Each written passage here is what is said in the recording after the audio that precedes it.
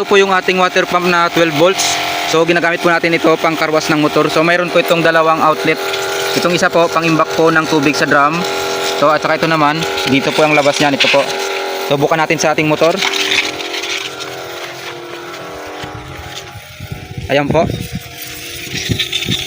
So kahit sa mga sulok-sulok, talagang sa talim po ng kwan nito, sa talim po ng tubig na nilalabas nito dahil sa lakas ng kanyang pressure, pwede pong matanggal ang kahit mga pintura po, ay mga grasa, mga dumi po sa ilalim na hindi na kayang abutin ng brush.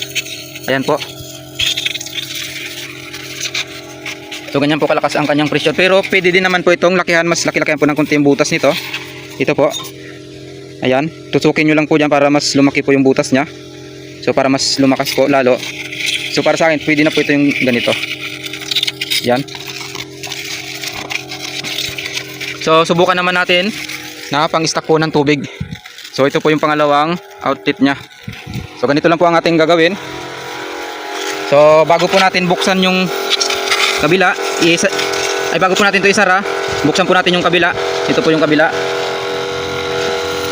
Yon, nabuksan na din, isara na po natin tong pangkarwas ng motor. So mamamatay na lang po yan. So tingnan po natin doon kung gaano po kalakas ang kanyang labas ng tubig. So ito po. Yan. So malakas din po. So yan po yung kanya ini-stack na tubig. So yung motor po na yon, ang kinukuhanan po nito ng supply na tubig ay dito po sa kabila na to. Yan po. Yan. Papunta po yan doon sa ating dating gripo. Itong tubo na ito, nakabaon po ito sa lupa. Siguro mga 20 feet. So wala na po yung dating bomba nito. So kaya kinabitan ko na lang po nito. So dahil sa lakas po ng pressure dahil sa lakas po ng pump na yon, kaya niya pong higupin yung tubig po. Yan po, kahit wala pong masyadong harang dyan. Yan po. So matagal na po ang gripo na to na hindi na nagagamit. So kung gusto nyo po ng ganitong setup, so piliin nyo po yung mayroong 12 volts 5 ampere po yung kanyang lakas, saka mayroon po siyang open flow na 8 liter per minute. So ito naman po, para maging dalawa po yung outlet nya, so bibili din po kayo ng ganitong klase na adapter sa tubig. So higpitan nyo lang po ng pagkatali dito kasi malakas po ang pressure nito para palabas. So kailangan yung talian ng guma. At itong ganito, yung mga ganito po, so di bali na dito sa kabila na to, ito naman po ay papahigop po ito.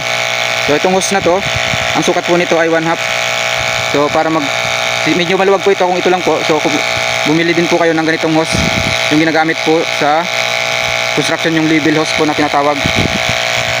So sa pag-spray naman po ng tubig, kapag ginamit nyo naman po yung hose sa pag-spray ng tubig, dudugtungan nyo po ng ganito. So ito po, yan, dudugtungan nyo po yung hose na nanggaling dito. Ito, dudugtungan nyo rin po ng level hose na tinatawag. So ito naman po, ito na adjust naman to. Pwede nyo rin itong gamitin na pang spray. Paliliitin lang po yung butas na to. Ito po, pwede nyo po itong i-adjust. Pwede pang spray. Yan o. So ngayon, meron po itong nakalagay dito na para mas lumit yung kanyang butas, para magamit siya sa pang spray. Ito po ang blue na to. Kabit natin. Sorry, walang naghawak ng pan ko eh. Yan. Yan po ang itsura nya. Sobrang liit na po ng butas niyan. So higpitan lang po natin. Yan. Then kapag gagamitin na natin to, buksan po natin tong isang, pihitin po natin yan.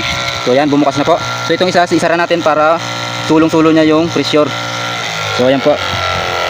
Yan. So ayan po, pwede nyo pong gamitin pang spray. O.